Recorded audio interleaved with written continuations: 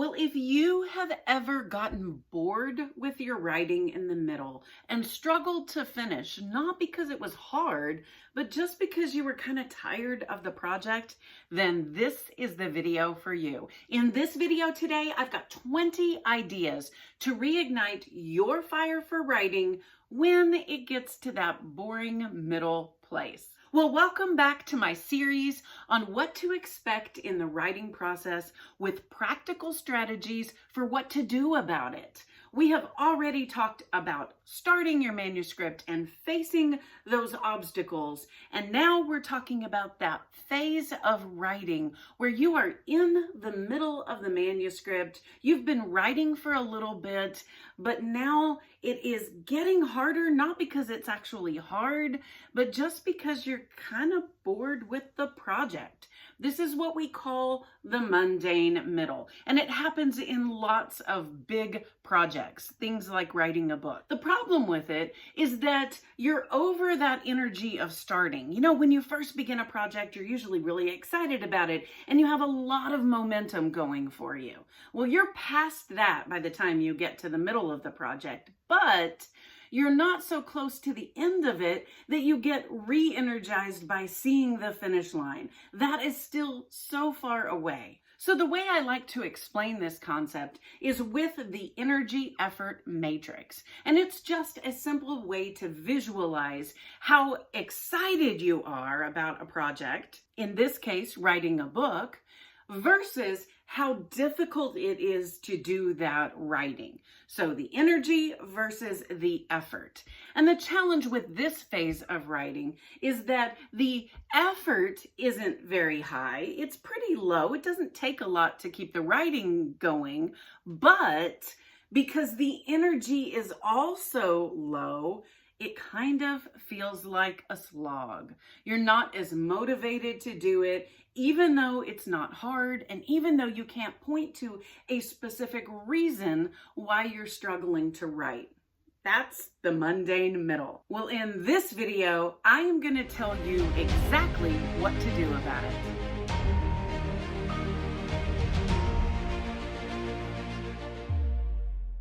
Hello, if you're a new viewer, would you leave a book in the comments section to let me know that you are someone new who has found my videos? And if you're a subscriber, would you leave a gold star in the comments? That really helps the videos. Well, if you have just found me, welcome. I'm Dr. Denis'Thomas. I'm the author of several books, a former professor, and a licensed professional counselor. And you know, even in the counseling field, when working with clients, sometimes you get into that middle stage of working with them, and it's often harder in that middle stage than any other. Not because it's more difficult to work on your problems, but because you have that same dilemma of you've been doing it for a while and the new has worn off, and yet you're not fully able to see the payoff of the finish line. That's what we're talking about related to writing in this video. You know, one thing about the mundane middle is that if you get there, it means that you have already started your project and you have already faced and made it through some obstacles that might have made your writing harder, but you've already made it through those. Now, they may not be completely resolved, but the problems in the middle are just really more about boredom. Now, if you struggle with any sort of attentional challenges, then this is your kryptonite. It is why you may be someone who starts a lot of projects and then leaves them unfinished. Because once you hit this phase where it's boring or it's more of a slog, you lose interest and go on. But by the end of today's video, you're going to know what to do about it. Why should we wait till the end? Let's talk about it right now. The best strategies for the mundane middle are things that add novelty and curiosity. If you can do that, then it makes the effort a lot less and it increases the energy that you have for writing. So it doesn't change the fact that you're in the middle. And in fact, you don't want to change that because this is part of the process. But what it does when you add novelty and curiosity is it makes it a little easier to write. So let me give you some strategies. First, let's talk about ways to liven up what you are writing. So these are strategies of things that may not make it to your final manuscript, but what they will do is they'll increase your curiosity about your plot and your characters and what you are producing that's going to make it easier to write it. So the first strategy is just to change your point of view. So instead of being from, say, your main character's point of view, what if you switched and you had a point of view from a different character in your story? And by different point of view, it doesn't always have to be another human character. So it could be an animal character or even an inanimate object, like, say, the setting of your story. This can make a great journaling exercise, or you might try to just put it in your manuscript. That could be fine too. You can always delete it or remove it later. Strategy number 2 is related to that, and that's to explore your side characters' stories. Now, this could be their backstory, their motivation, maybe how they met your main character, whatever it is.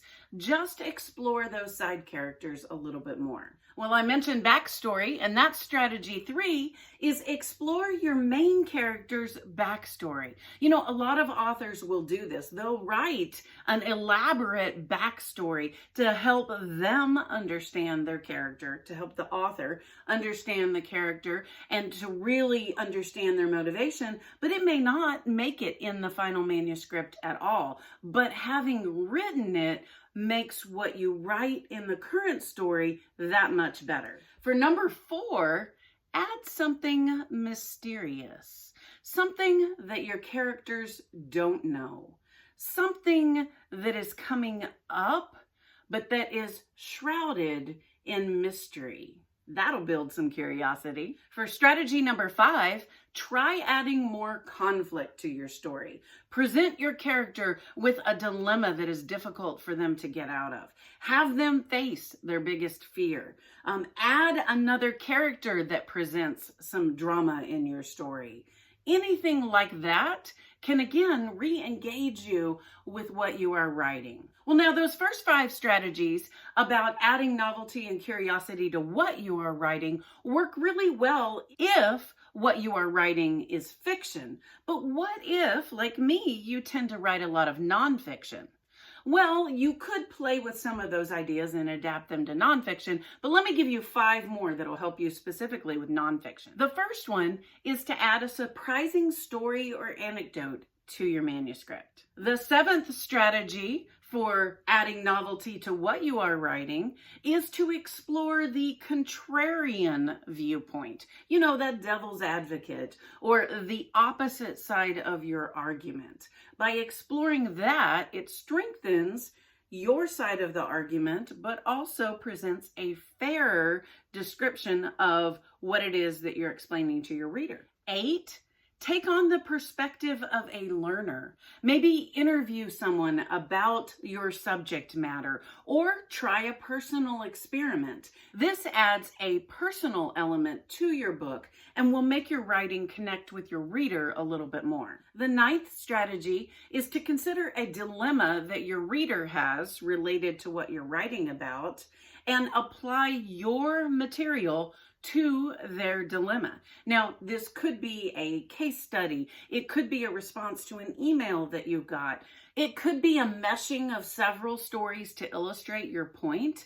But the part that will be most helpful to you as you are writing in the mundane middle is that it gets you out of your manuscript and really into your reader's head, kind of understanding it from their point of view and applying what you have to the people that you most want to reach. So my 10th strategy is to think about quirky things that you really enjoy. Think about interests that are pretty unique to you. Think about just who you are personally and things you do outside of this writing project. And then apply those to the project that you are working on. This might provide some anecdotes and stories like we talked about earlier, but it also may provide an application in a different way than you were trying to explain it before. And again, because you're applying something that you're already interested in, you are increasing the novelty and the curiosity of using something really unrelated to what you are working on. And as you do that, it'll be more interesting to you, making it easier to write. So those first 10 ideas were about adding novelty and curiosity to what you write. And for the next 10 ideas, I want to talk about how to add that novelty and curiosity to how you write. So idea number 11 is to change up your location. So we often talk about writing in coffee shops, but did you know that libraries are also a great place to write, and they're free? Another benefit of writing in a library is that they have free Wi-Fi if you need it. Libraries are designed for quiet activities and being thoughtful, and so they're often ideal places. You have public libraries. You can also access and write in university libraries and possibly even a bookstore. So changing up your location can add some novelty to how you are writing. It also might be helpful to you to write in a setting that is related to your book. If your book is something about the outdoors, what if you had a writing session in an outdoor environment? If you are writing about going to the grocery store, what if you wrote in your car in the grocery store parking lot? There are lots of different settings that you could explore by changing your setting. Idea number 12 is to change the sequence of how you are writing. If you're like me, I tend to write my stories in the same order that my readers will read them. Now, because most of my writing is nonfiction, that works pretty well, but it's not a requirement. In fact, it can really help your writing in this boring phase if you skip to a part that you're actually really excited about writing. That can increase your energy, make the writing a little bit easier because it's something that engages you. It has more novelty, it explores more curiosity. Idea number 13 is one that I have been doing lately to get more engaged with my writing, and that is to do some journal writing that ask what if questions. If you're really struggling to even come up with writing prompts, use a free AI tool and ask it to generate what if writing prompts for you and your book. That's something that artificial intelligence does really well, and it can be just the thing to really get you more energized about your writing, more excited about exploring something that maybe you hadn't even thought of yet. I love these kind of journal writing prompts. And what I use them for is to do 500 words in my journal to explore those. But then I may take some of those ideas and then develop them further in my manuscript. What if this event happened to your character? What if your character had to face this thing? What if the most unexpected thing happened in your book? Idea number 14 is to gamify your writing a little bit. So today for your writing session, only write for 20 minutes, but write as fast as you can. That adds an element of challenge to your writing, which again increases that novelty. Can you do it? Can you hit 500 words in 20 minutes? Ooh, maybe you hit 500 words yesterday. Today, you're still feeling like you're in that slump. And so you try again. Can you beat your word count from yesterday? Idea number 15 is one that I haven't done a whole lot of, but I'm really intrigued by. And that is to create a mood board for your book. Add the colors that would be most relevant to your book. Add pictures of scenes that might relate to your book. Maybe add some pictures of people that look like your characters. Consider patterns and textures that might be relevant to your book and put all of those on a mood board so that you're looking at them all at once. Now, some authors like to do mood boards for each of the different settings that are in their books. Maybe you try that, but if you've never done it before, just try one and see how it works for you. Idea number 16 is not writing, but it can increase that interest in your writing. And that is simply to create a playlist for your book. Are there songs that maybe your character would listen to? Is there a type of music that really fits your book? Are there references to songs that might actually make it into the manuscript of your book? Is there a particular genre that really applies to your book? Maybe you can listen to this playlist as you are writing, depending on what the music is and how it affects the way that you write. I know that personally, I can't write with anything that has lyrics in it because I'll sing along and be off thinking about the music and not about my book. But maybe that's not you. But that doesn't mean that you can't immerse yourself in a playlist that is related to your book at other times.